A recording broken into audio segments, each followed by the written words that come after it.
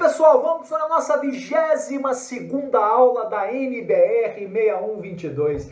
Caminhando pelo capítulo 4, esperamos hoje terminar o item 4.5 que fala de ensaios em campo, né? Vem comigo para essa aula. Bom, pessoal, vamos para a nossa 22ª aula da NBR 6122 de 2019. Meu nome é Christian Porcino, estamos finalizando a parte de ensaios de campo nessa aula.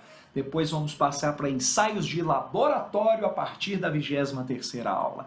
Acompanhem comigo, porque estamos caminhando por projeto e execução de fundações da NBR 6122 de 2019 e aprendendo várias coisas, tendo nessa parte sempre o nosso moto que projeto e investigação de solos não é custo, é investimento. Precisamos ter isso em mente. Estamos no capítulo 4 da nossa norma, da NBR 6122 de 2019. Estamos estudando nesse capítulo as investigações geológicas e geotécnicas. Estamos na parte 10. Estamos caminhando agora exatamente, finalizando hoje o item 4.5, que são as investigações complementares de campo, onde obtemos parâmetros de resistência, deformabilidade, até na última aula caminhamos aí, né? Resistência e deformabilidade. E hoje, especificamente dentro desse item, vamos estudar a parte de permeabilidade, não só dos solos, como também das rochas. Nós indicamos para vocês esse livro do Schneid e do Odebrecht pela parte prática aplicada diretamente à engenharia de fundações, mostrando que esses ensaios de campo, a importância que eles têm para a obtenção de dados e parâmetros fundamentais para um projeto e para uma execução de fundações. Por isso nós indicamos. Tá? Falamos sobre as sondagens mistas, rotativas, como complemento às demais sondagens, principalmente aqueles impenetráveis que ficam a nossa interrogação na nossa cabeça. Falamos sobre um dado adicional possível de se obter a partir da sondagem SPT, a medida do torque nos forneceria, o SPT-T, informações para caracterizar o atrito lateral do solo, também nas mesmas camadas onde a gente obtém o número de golpes SPT. Falamos do ensaio de cone, suas características que lhe dão algumas vantagens, mas também falamos das suas desvantagens. Falamos do ensaio de palheta, vaniteste, obtenção da resistência ao cisalhamento não drenada, né? essa resistência não drenada ao cisalhamento. Falamos também do ensaio de placa, as suas particularidades, as suas necessidades de ser executado, por exemplo, num solo uniforme, a obtenção de parâmetros a partir dos resultados do ensaio, desde que seja feito acompanhando a sua norma específica, que é a 6489, né? Falamos do ensaio pressiométrico, falamos de forma geral do ensaio pressiométrico, né? Obtendo informações importantes a partir do ensaio pressiométrico. Falamos do ensaio dilatométrico, falamos do seu diafragma, falamos das obtenções do definir solos grossos, solos finos, falamos muito a respeito disso, fizemos um resumo, né, de CPT, SPT, CPT, DMT, PMT, VST, falamos então quais são as vantagens comparativamente a cada um dos tipos de ensaio, o que eles me complementam como informação para a técnica da execução e do projeto de fundações, é o nosso intuito aqui. Depois, né, falamos de ensaios sísmicos, evidenciamos essa necessidade do conhecimento adicional do engenheiro de fundações, da parte sísmica, da parte dinâmica dos carregamentos e também, obviamente, qual é o comportamento do meu solo, da minha fundação, da minha interação solo-estrutura diante de carregamentos cíclicos, dinâmicos. Isso é importante. Consequentemente, determinar esse módulo de elasticidade transversal inicial G0 é um passo importante para nós da engenharia de fundações. E hoje, para finalizar o capítulo, nós vamos falar de permeabilidade. Vamos falar de ensaios de recuperação, infiltração, tanto em solo como em rocha. O quão importantes são. Às vezes temos perguntas que precisavam ser respondidas por ensaios simples, muito simples, ridiculamente simples, que evidentemente deverão ser complementados em laboratório, nós vamos falar no devido momento certo, mas em campo ensaios muito simples que já nos dariam informações importantes para o nosso ensaio. Por exemplo, ensaios de permeabilidade, item 4.5.9 da NBR 6122 de 2019. Esse ensaio, infiltração ou recuperação, permite a avaliação do quem? Coeficiente de permeabilidade in situ do solo, o casinho. Eu estou procurando quem com esse ensaio? O coeficiente de permeabilidade do solo in situ, porque eu estou fazendo em campo.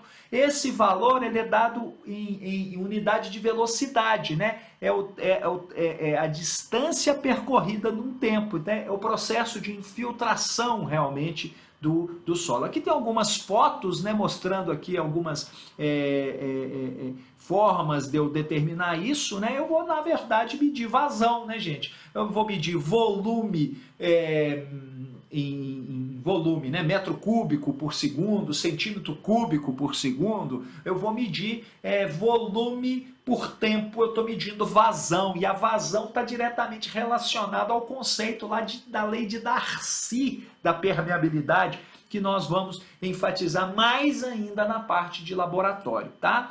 Então a permeabilidade dos solos é o quê? É a propriedade relacionada ao quê? A uma facilidade ou dificuldade, ou eu vou mais rápido ou eu vou mais lento, de escoar a água dentro do solo, porque é exatamente o que eu estou falando, né? Então, quanto mais fácil ou mais difícil é isso, eu tenho coeficientes de permeabilidade diferentes, eu tenho solos diferentes, eu tenho comportamentos diferentes disso. Então, ela é expressa em forma numérica por um coeficiente chamado coeficiente de permeabilidade, ou coeficiente de condutibilidade hidráulica, né? Em alguns livros, em algumas consultas a gente sabe que encontra.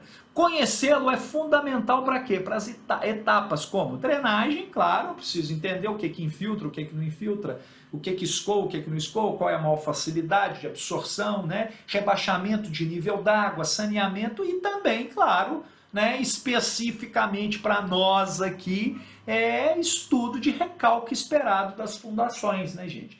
Isso também é outro ponto muito importante, como determinar recalque, como calcular esse recalque, as formulações existentes, os modelos, as teorias, isso tudo é muito importante a gente ter um conhecimento aprofundado dessa história e saber como calcular essas coisas em um outro momento, em um outro curso, em um outro momento que nós vamos abordar. Hoje nós estamos abordando, neste momento desse curso, o que a norma tem para nós. E é isso aí que nós estamos buscando. Descobrir a permeabilidade do solo permite o quê? A resolução de diversos problemas comuns da engenharia. Destes, um dos que causam grande número de patologia, qual que é? Recalque de fundação.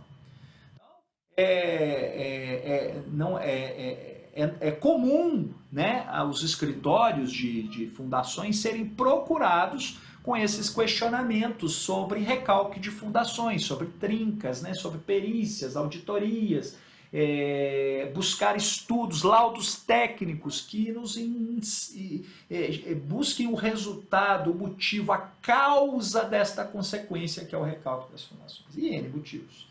Né? A gente precisa aprofundar e conhecer os ensaios para a gente saber o que está acontecendo. Uma das principais causas é o quê? Do recalque é a compressibilidade do solo, que nada mais é do que a diminuição do seu volume sob a ação de carga aplicada. Né? Então existem equações que, por meio do conhecimento do casinho, do que é o coeficiente de permeabilidade, a gente consegue estimar o tempo de recalque das obras. Mecânica dos solos, né, gente? Isso é mecânica do solo. Nós vamos caminhando aqui, vamos lá. Para isso é feito o ensaio de permeabilidade do solo, que nada mais é do que isso, né, gente? A gente vai medir no tempo quanto que isso aqui está escoando, está infiltrando, né? E eu sei o volume que está baixando, e eu sei a vazão de percolação do solo. É realmente um ensaio muito simples de se fazer. Né? É um ensaio que permite obter esse coeficiente de permeabilidade do solo, podendo ele ser in situ ou em laboratório. Nós vamos falar isso, né? Lá nas aulas de mecânica do solo 1, né, da engenharia civil, né? tem o laboratório de mecânica dos solos e nós temos lá os ensaios com carga constante, com carga variável, né? Nós vamos falar disso na hora que tiver no item 4.6, né? Que são os ensaios de laboratório. Nós vamos lembrar disso, nós vamos aguardar isso. Mas agora nós estamos falando do ensaio de permeabilidade in situ. Então, quando o ensaio é in situ, a realização é por meio de quê? De furos de sondagem. Eu posso aproveitar o próprio furo de sondagem, né? Para medir o volume de água absorvido ou retido no solo. Então, nós temos que olhar o quê? Durante um determinado intervalo de tempo em função da aplicação de diferencial de pressão que é introduzida por quem? Por coluna d'água. Basicamente isso, com coluna d'água eu diferencio essa pressão, resultante da injeção ou da retirada de água do furo. Eu consigo estudar o furo com essa pressão de coluna d'água sendo aplicada, né? Isso é importante. E assim, gente, a gente consegue de forma simples, né? De forma muito simples, né? Determinar esse coeficiente de permeabilidade aqui, por exemplo, em centímetros por segundo, fazendo essa variação, né? O ΔH sobre ΔT, a variação dessa altura em função do tempo. Essa altura da água no furo em relação ao tempo, né? ΔH sobre T, né? Vocês percebam que isso aqui é o quê? Velocidade. Então é velocidade de percolação, né? Vezes o quê? Vezes uma constante geométrica, se o seu furo aqui é um exemplo, se é um cilindro, essa constante geométrica é 5 e ela é adimensional, né? O raio do furo eu consigo medir, eu sei o raio do meu furo e sei a altura do furo, né? Exatamente para a gente trabalhar com a questão de caminho de percolação, né? Então é muito fácil, muito simples a gente determinar esse K da permeabilidade do solo, né? Adicionalmente, a norma fala de ensaios de perda d'água em rocha. 4.5.10, ensaios de perda d'água em rocha, né? Aí sim, mas um pouco mais complexo, né? Porque eu com alturas de água eu não gero uma pressão suficiente, talvez, para que eu introduza essa água por percolação dentro de rocha. Então, esse ensaio permite o quê? NBR 6122. Este ensaio permite obter informações sobre a capacidade de condução de água no maciço rochoso e dá o que indicações para nós? Sobre o fraturamento da rocha. Isso é importante para nós também. Isso é uma informação muito importante em fundações, quando a gente fala de ancoragens em rocha, execução de tirantes em rocha, fundação ancorada em rocha a partir de tirantes, fundações tracionadas, né? Que a gente tem que ancorar em rocha.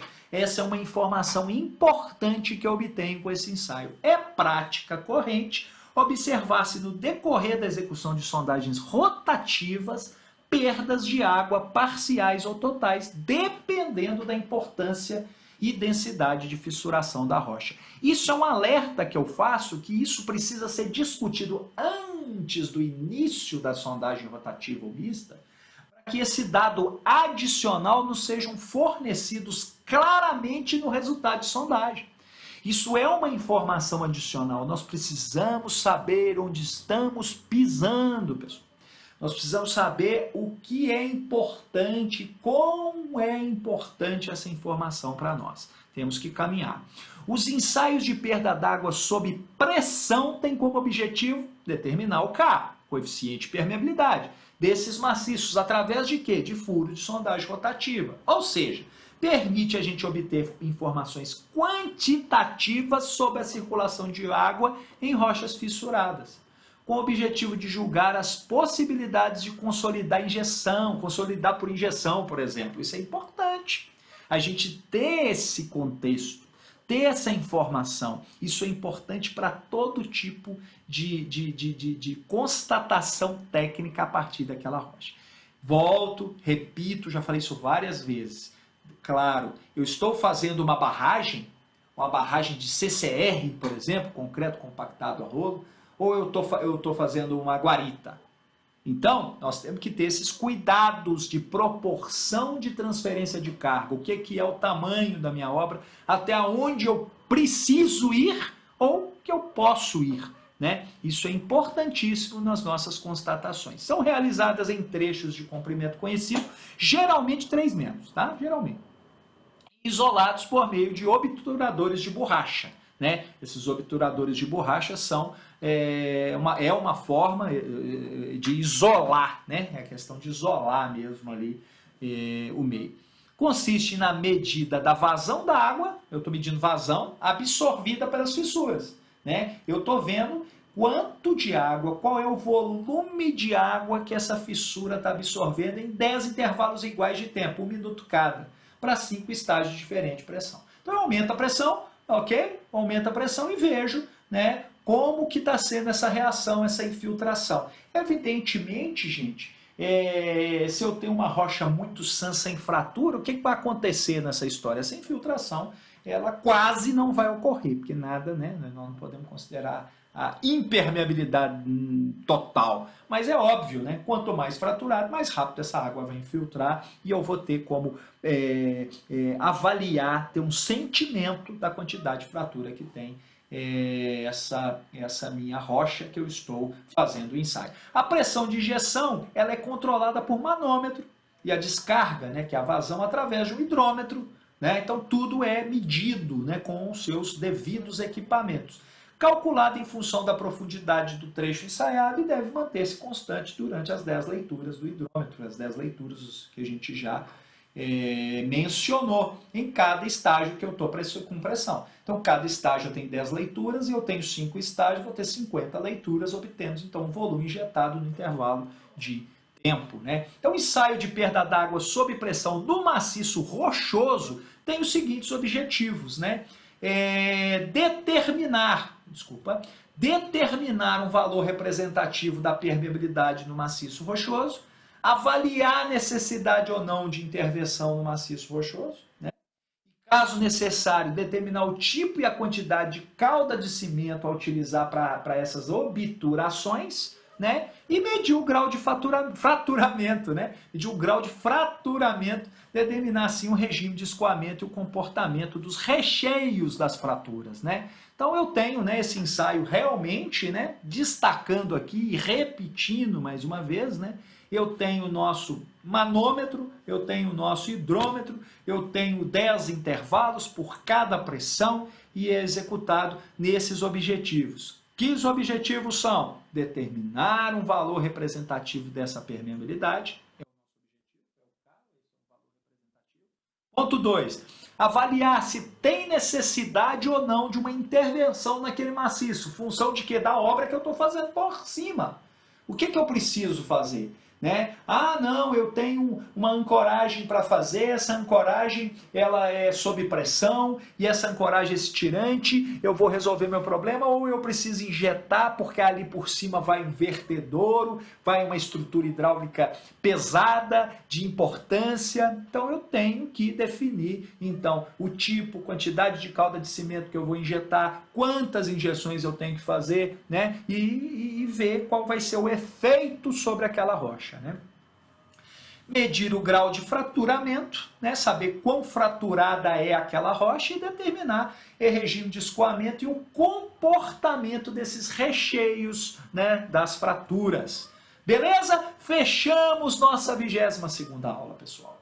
Estamos finalizando com isso os ensaios in situ previstos no item 4.5 da norma. Na próxima aula, vamos entrar em ensaios de laboratório. Não percam, é muita informação, muito complemento de informação que às vezes a gente negligencia. Precisamos conhecer, estudar, aprender e com isso divulgar conhecimento. Conto com a sua divulgação do canal. Deixe seu like, inscreva-se no canal, divulgue aos colegas e vamos caminhando para conhecimento maior dessa norma e conhecimentos maiores em relação à engenharia de fundações. Até a próxima aula, um grande abraço para vocês.